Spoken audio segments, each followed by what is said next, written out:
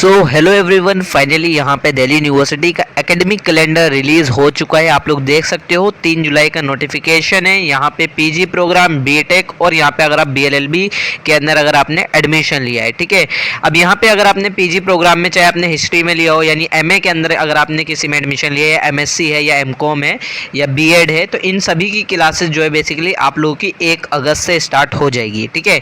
तो 1 अगस्त से आपकी क्लास स्टार्ट होगी, जिसमें से आपका मिड सेमेस्टर ब्रेक का मतलब क्या होता है, यानी आपका एक सेमेस्टर के बीच में एक ब्रेक पड़ता है, ठीक है।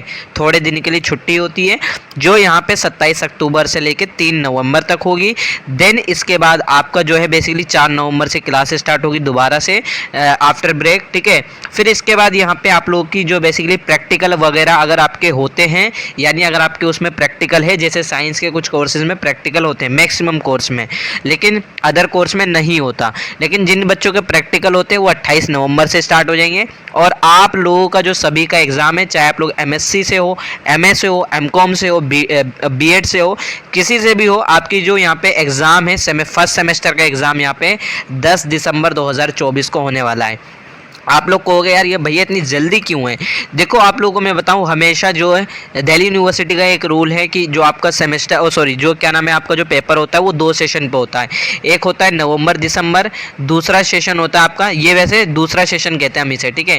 पहला जो है आपका मई जून होता है, ठीक है, मई जून होता है, एक होता है नवंबर दिसंबर। तो यहाँ पे बेसिकली आपका जो फर्स्ट सेमेस्टर का एग्जाम है वो नवंबर दिसंबर में होता है, और जो आपका सेकंड सेमेस्टर का एग्जाम है वो मई जून में होता है, ठीक है।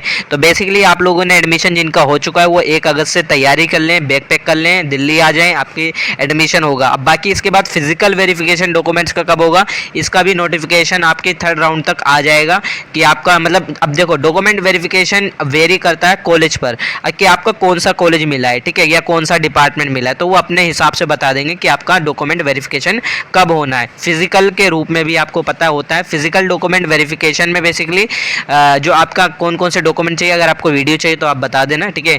और बाकी आप लोग यहाँ पे फिजिकल डॉक्यूमेंट्स में आपका जो स्टार्ट है वो भी 1 अगस्त से बाद से कभी भी हो सकता है, ठीक है।